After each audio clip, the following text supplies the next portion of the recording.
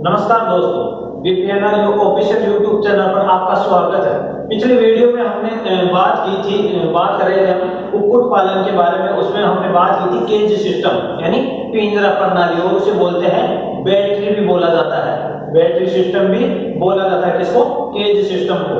तो आज हम बात करेंगे कि पशुओं में सामान्य शरीर का तापक्रम और श्वसन गति व नाड़ी ज्ञात करना।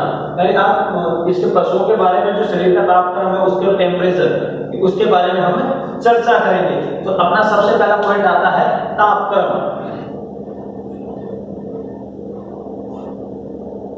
पहला पॉइंट आता है तापक्रम। तो इसके बारे में बात करते हैं कि अगर हम बात करें तो चिकित्सालय में यानी जो चिकित्सा क्लिनिकल सिस्टम है, उसमें सबसे महत्वपूर्ण चीज है तापक्रम, शरीर का तापक्रम। क्योंकि अगर हम किसी भी बीमारी को अगर जानना चाहते हैं, कोई पशु बीमार है, कोई इंसान बीमार है, तो सबसे पहला काम होता है उसका बॉडी टेम्परेचर लेना। तो एक चीज एक तरीके से सबसे पहला काम आता है, अगर हम किसी भी रोगी का हम इलाज कर रहे हैं तो सबसे पहला काम अपना उसका तापक्रम, उसका टेम्परेचर लेना। फिर आगे इसके बाद में हम उसकी और कोई जांच है वो बाद में करते हैं। तो अब इसमें आता है कि चिकित्सा में पशु शरीर के साधारण तापक्रम का बहुत ही महत्व है। लेकिन तापक्रम को जानने से पहले ये जानने के पशु को बाह्य वातावरण के तापक्रम व ताप के अनुसार अपने शरीर का तापक्रम बनाए रखने के आधार पर कि जो बाह्य वातावरण है कि बाहर का जो टेम्परेचर है, उसके अनुसार कि अपने शरीर के टेम्परेचर कैसे बनाए रखे। तो उसके आधार पर पशु को दो श्रेणियों में बांटा गया है कि बाह्य वातावरण उसके अनुसार कैसे ढले, अपना बॉडी टेम्परेचर कैसा मेंटेन करता है किसके? बाह्य वातावरण के अनुसार। तो इसको दो भागों में बांटा गया है तापक्रम को। पहला आता है पाई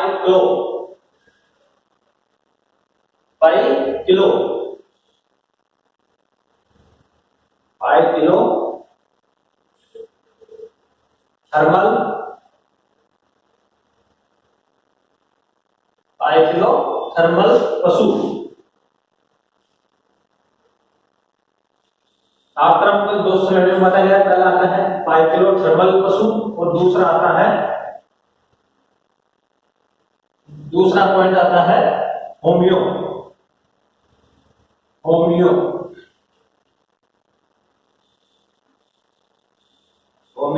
थर्मल पशु।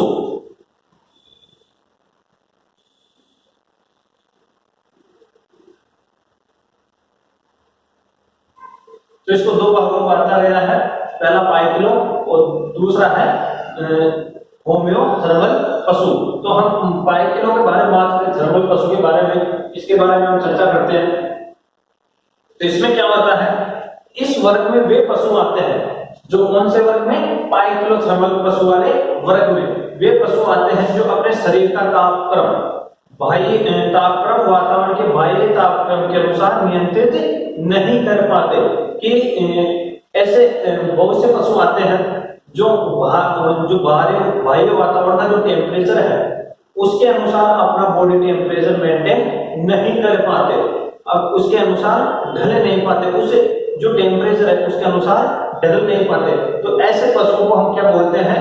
कोल्ड ब्लोडेड एनिमल भी कहा जाता है। क्या कहा जाता है? कोल्ड ब्लोडेड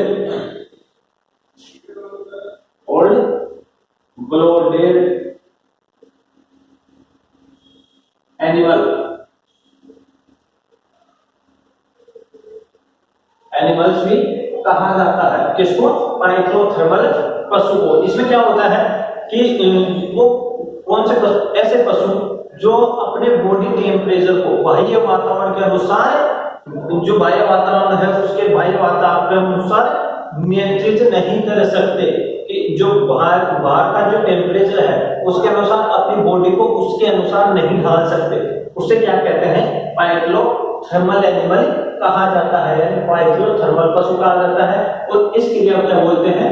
कोल्ड ब्लोडेड एनिमल भी कहते हैं। तो इसमें कौन कौन से पशु आते हैं उसमें हम बात करें तो उदाहरण है कि इसमें कौन कौन से पशु आते हैं जो बाहरी वातावरण के अनुसार अपने बॉडी टेम्परेचर को नियंत्रित नहीं कर पाते। तो इसमें बात आते हैं, पहला है मेंढक,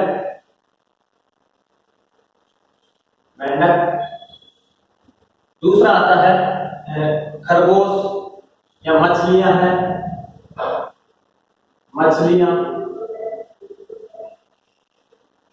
सर्प आदि। तो ये पशु है जो बाह्य वातावरण के अनुसार अपने बॉडी टेम्परेचर को नियंत्रित नहीं कर पाते। कौन कौन से? मेंढक है, मछलियां हैं, सर्प है, ऐसे जंतु। तो उसे क्या कहा जाता है? पाइथोथर्मल पशु को और किस नाम से? कोल्ड ब्लडेड एनिमल्स के नाम से भी जाना जाता है। अब इसके बाद में आता है अपना दूसरे पशु आते हैं, कौन से? होमियो।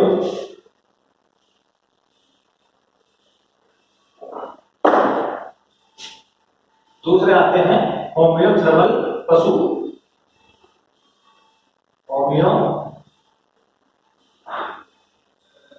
थर्मल पशु।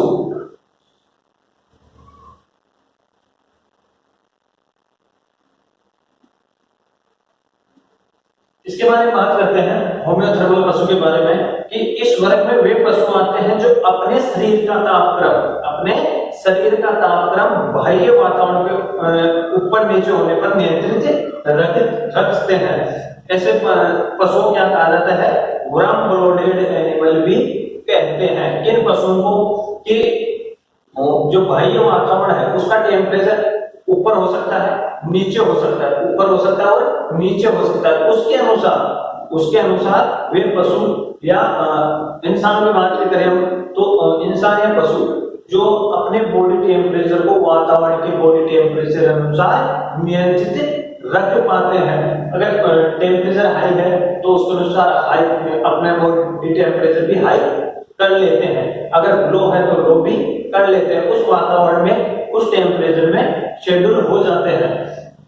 तो जो ऐसे पशु हैं जो कैसे कि अपने बॉडी टेम्परेचर को वातावरण के अनुसार ढाल लेते हैं, उन्हें क्या कहा जाता है? Warm blooded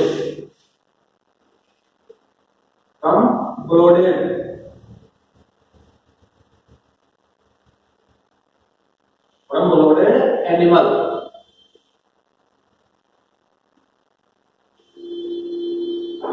warm blooded animal भी कहा जाता है जो बाह्य वातावरण के अनुसार अपना बॉडी टेम्परेचर नियंत्रित रख पाते हैं। तो ऐसे कौन कौन से पशु आते हैं? स्तनधारी हो सकते हैं, स्तनधारी हम है, पशु है, मानव है जो धरती पर पाए जाते हैं। पशु स्तनधारी,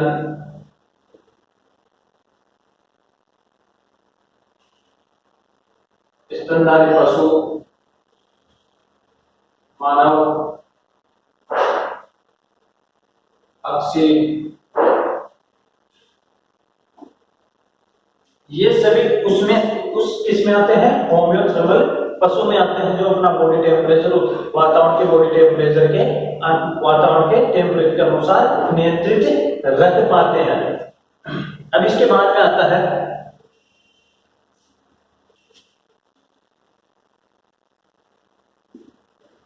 तापक्रम के बारे में चर्चा की। अब आता है शरीर तापक्रम, फिर आता है शरीर तापक्रम।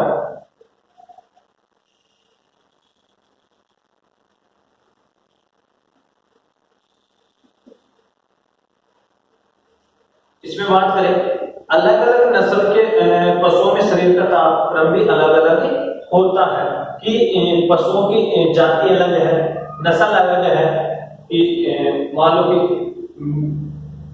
कोई गाय है, भैंस हो सकती है, खरगोश हो सकता है, सर्प हो सकता है, मछली हो सकती है, तो मानव हो सकता है। तो इनमें क्या होता है कि पशुओं में इसमें शरीर का तापक्रम भी अलग अलग होता है। किस पे डिपेंड करता है?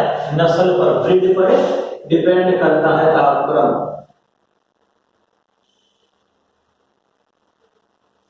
शरीर तापक्रम किस पर, नस्ल पर भी डिपेंड करता है। पशु के शरीर का बाह्य तापक्रम भीतर के ऊतकों के तापक्रम से कम होता है। जो शरीर का बाह्य तापक्रम है कि मैं हूं तो जो मेरा बॉडी टेम्परेचर बाहर है तो ये ज्यादा है, लेकिन जो भीतर के ऊतक है, अंदर ऊतक है, तो उनके तापक्रम से कम होता है। भीतर के ताप ऊतकों के तापक्रम से कम होता है। कौन सा, बाह्य तापक्रम, शरीर का बॉडी जो बाहर का हिस्सा है वो कम होता है। इससे जो अंदर के ऊतक पाए जाते हैं, जो अंदर बॉडी सिस्टम है, उससे कम होता है।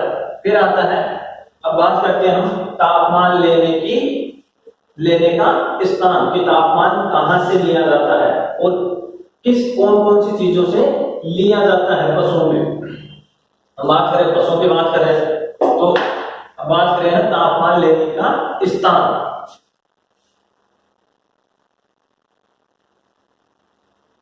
तापमान लेने का स्थान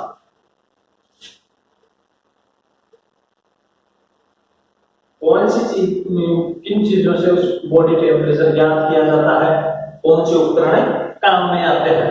तो बात करें साधारण पशुओं में पशु का तापमान गुद्दा क्षेत्र से लिया जाता है, यानी रेक्टम से लिया जाता है। इंग्लिश में हम रेक्टम कह सकते हैं या हिंदी में गुद्दा कह सकते हैं। गुद्दा क्षेत्र से लिया जाता है, लेकिन कभी कभी पशुओं में वेजाइना से भी लिया जाता है। वैसे ज्यादातर पशुओं में किससे लिया जाता है, गुद्दा क्षेत्र या रेक्टम। गुद्दा क्षेत्र या रेक्टम, इससे रेक्टम से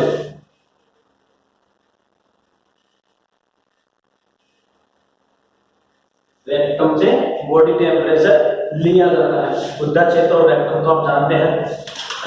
फिर क्या होता है कि जब पशु मध्यकाल में होता है, यानी हिट में होता है पशु, जब पशु हिट में होता है, जिसे बोलते हैं ताव बोलते हैं हम। फिर इसके बाद में हम उसकी एआई करते हैं, यानी सिंबल बीट डालते हैं, एआई करते हैं। तो उसमें क्या होता है, जब पशु मध्यकाल में होता है, हिट या एस्ट्रस पीरियड में, क्या किसे कहते हैं, एस्ट्रस पीरियड को क्या कहते हैं, मध्यकाल में। तो तापक्रम साधारण से कितना, 1 डिग्री फ़ारेनहाइट ज्यादा होता है। किस स्थिति में, जब पशु मध्यकाल में हो, जब पशु मध्यकाल में हो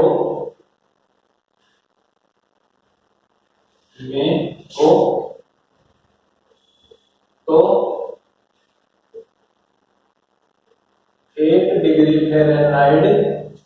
डिग्री फ़ारेनहाइट तापक्रम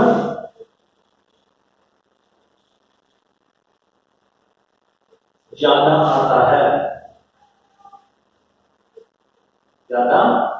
आता है,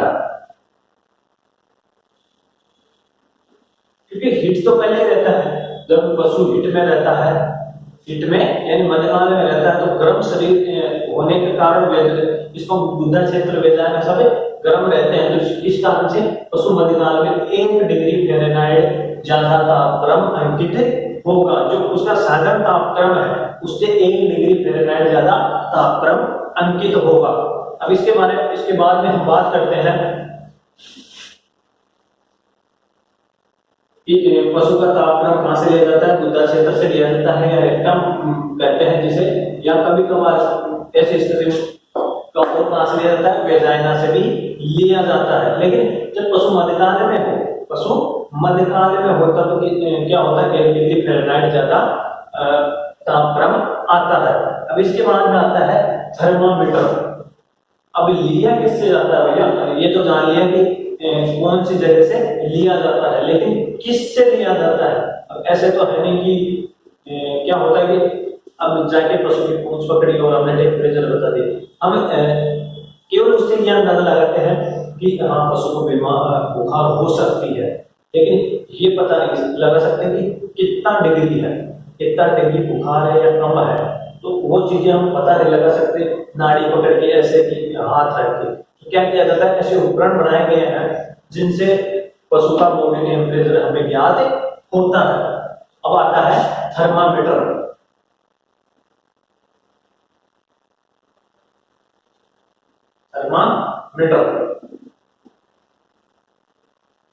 ये उपकरण जो कांच द्वारा निर्मित होता है, इसमें पारा भरा हुआ होता है। एक उपकरण होता है, एक उपकरण होता है जो क्या होता है, उसमें पारा भरा हुआ होता है। ये कितने प्रकार का होता है थर्मामीटर? दो प्रकार का हो सकता है। एक तो प्रयोगशाला थर्मामीटर होता है और एक क्लिनिकल थर्मामीटर। थर्मामीटर कितने प्रकार के? दो प्रकार के। पहला होता है प्रयोगशाला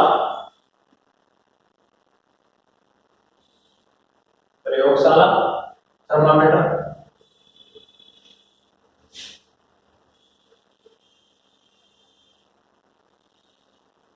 एक होता है कौन सा? क्लिनिकल।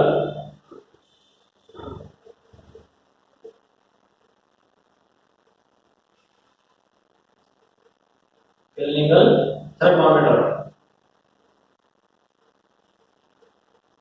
ये तो प्रयोगशाला में काम में लिया जाता है। थर्मामीटर जो लंबी छड़ होती है, फिर उससे जो भी आप कुछ कर रहे हैं कि पता लगाने के लिए किन चीजों का, तो उसमें प्रयोगशाला में वो चीज वो काम में लिया जाता है और क्लिनिकल लिया जाता है। पशु है, मानव है, इनका बॉडी टेम्परेचर ज्ञात करने के लिए कौन सा? क्लिनिकल थर्मामीटर उपयोग में लिया जाता है। तो हम बात कर लेते हैं क्लिनिकल थर्मामीटर की। बात करेंगे क्लिनिकल थर्मामीटर। तो इसमें बात करते हैं कि क्लिनिकल थर्मामीटर में नीचे के पारे के बल्ब के ऊपर क्या होता है? घुमाव होता है, घूर्णन होता है। कि जो नीचे का घुमाव है उसमें क्या होता है? एक आपने देखा होगा, अगर पशु को जो थर्मामीटर है जिससे हम बुखार नापते हैं, तो उसमें क्या होता है? काला काला सा एक भरा रहता है, एक आगे होता है, एक पीछे होता है। तो क्या होता है? उसमें घुमाव होता है जिससे पारा अपने आप नीचे नहीं उतर सकता। कई बार क्या होता है कि अगर उसके वो घुमाव ना हो, उसके घुमाव ना हो, तो अगर हम बॉडी टेम्परेचर लेंगे, पशु का बॉडी टेम्परेचर लेंगे, तो हमें स्पष्ट सही नहीं मालूम होगा। क्या होता है कि या तो टेम्परेचर हाई, उसमें ज्यादा बता सकता है या कम बता सकता है, लेकिन वो घुमाव हो तो उससे क्या होगा? हमें सही मालूम होगा कि इसका बॉडी टेम्परेचर कितना है। फिर आता है थर्मामीटर पर तापमान दो प्रकार से अंकित होता है। जो थर्मामीटर है उस पर तापमान दो प्रकार से अंकित होता है कि एक तो फ़ारेनहाइट में होता है और एक होता है सेंटीग्रेड में। एक होता है फ़ारेनहाइट। जो क्लिनिकल थर्मामीटर है उसकी बात कर रहे थे, इसकी क्लिनिकल थर्मामीटर।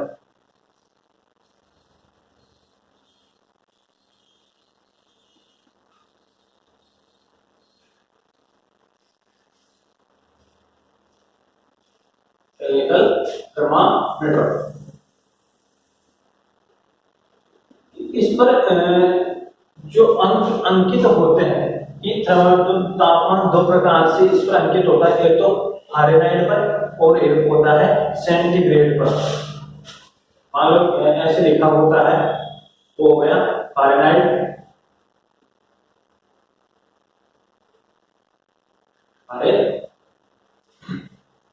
एक तो होगा फ़ारेनहाइट, सॉरी फ़ारेनहाइट,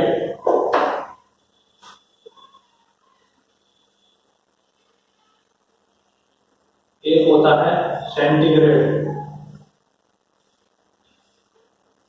सेंटीग्रेड तो तापमान दो तरीके से अंकित होता है, फ़ारेनहाइट और सेंटीग्रेड के हिसाब से। फिर होता है कि जो क्लिनिकल थर्मामीटर है वो त्रिकोणात्मक आकृति का होता है। जो फ़ारेनहाइट है वो कैसा होता है? त्रिकोणात्मक आकृति का होता है थर्मामीटर। कौन सा? क्लिनिकल थर्मामीटर, ताकि उसका पठन आराम से किया जा सके, उसके आंकों को आराम से देखा जा सके, यानी ज्ञान हमें आराम से उसका मालूम हो सके कि कितना डिग्री सेंटीग्रेड या फ़ारेनहाइट उसका टेम्परेचर है। फिर होता है कि आजकल लेकिन क्लिनिकल थर्मामीटर के इसको तो यूज में लेते हैं, लेकिन आजकल एक थर्मामीटर और आने लग गया। कौन सा? Digital thermometer. कि भैया वो लगाओ, उसमें फटने की जरूरत नहीं रहती, उसमें अपने आप उसका बॉडी टेम्परेचर हमें मालूम होता है। तो ये है पशुओं का क्लिनिकल थर्मामीटर कितना होता है, कि अगर जो क्लिनिकल थर्मामीटर उसमें कितना होता है हाई, तो उसका होता है 94 डिग्री से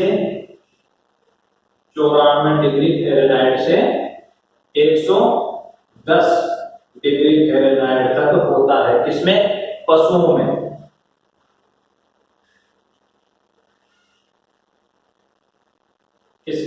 जो पशुओं का क्लिनिकल थर्मामीटर है उसमें कितना होता है 94 डिग्री से 110 फ़ारेनहाइट डिग्री तक अंकित होता है। और अगर हम बात करें अपने कि मनुष्य की बात करें तो उसमें होता है 94 डिग्री फ़ारेनहाइट से कितना 160 डिग्री फ़ारेनहाइट तक, 160 डिग्री फ़ारेनहाइट। इसमें मनुष्य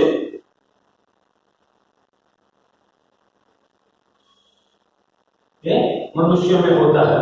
तो अगर आपने नहीं देखा तो मैं एक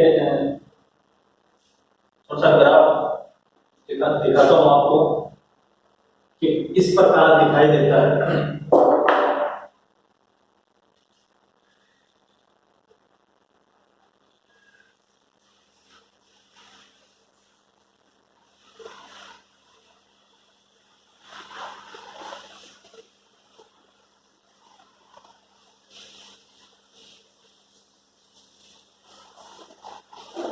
इस प्रकार से बना हुआ होता है। तो इसमें क्या होता है, आईडीएस जिसे मरकरी बोलते हैं, इसे हमें मरकरी बोलते हैं। ये क्या होता है? पारा। क्या होता है? पारा होता है। जो बॉडी टेम्परेचर ज्ञात होने में कि हम उसमें मुद्दा या डेल्टा में डालते हैं तो ये पारा डिग्री बताता है कि उस डिग्री पर जो पारा है वो चढ़े जाता है। तो कहां से अंकित होता है? ये होता है 35 डिग्री 35 डिग्री सेंटीग्रेड से। 35 ये है।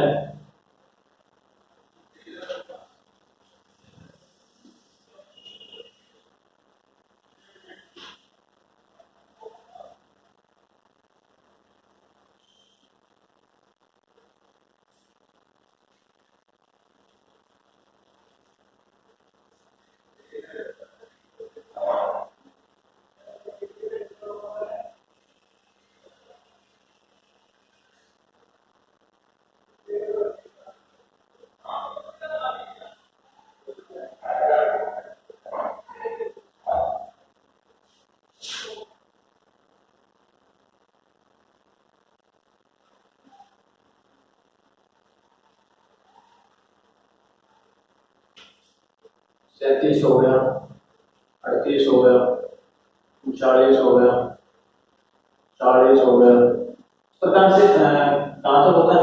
42 डिग्री सेंटीग्रेड तक होता है। कहां तक? 42 डिग्री सेंटीग्रेड तक। ये हो गया सेंटीग्रेड फ़ारेनहाइट। यहां से नापा जाता है, यहां से 1 2 3 4 5 6 7 8 9। इस प्रकार से ये कहां तक? 110 डिग्री फ़ारेनहाइट तक होता है। 110 डिग्री है या 160 डिग्री फ़ारेनहाइट तक ये नापा जाता है। इस प्रकार से थर्मामीटर बना होता है, क्लिनिकल थर्मामीटर।